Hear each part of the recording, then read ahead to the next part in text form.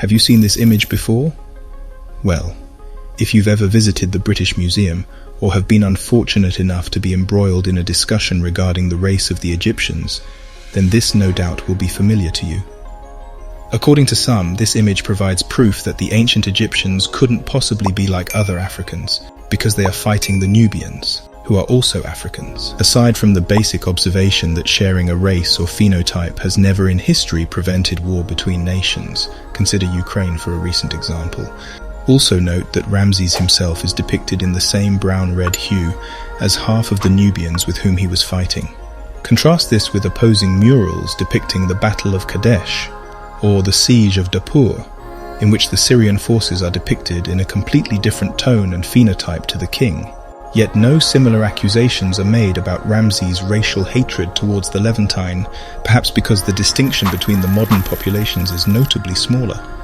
Also consider that when similar scenes are depicted on the war chest of Tutankhamun, whether he marches against the Nubians or the Syrians, his Egyptian standard-bearers are alternating shades of dark and medium brown.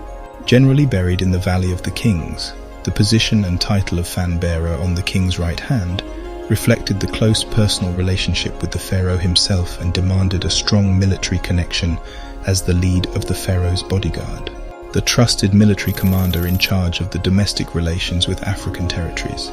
The actual office of fan-bearer was known as a Qetu. This highlights the reality that these are not depictions of distinct racial groups, but rather accurate expressions of domestic variety of complexion and phenotype. As such, our modern epithet of distinct racial groups have no bearing on the reality of what is being communicated. This highlights a much deeper ignorance in society, rooted in bias and modern ideas of racism. That is a total lack of appreciation for African phenotypic diversity. Consider this man, this man, this man, and this man. They are all black by modern socio-political standards, but they exhibit a broad range of complexions and phenotype. However, ignorance would lead some to believe that ancient Egyptians saw all these types of people as one, whom they portrayed in this fashion. Does that seem plausible to you? Is it not much more likely that this woman would be depicted like this, and this woman like this? Is it not much more likely that this man would be depicted in this manner, and this man in this manner, and so on?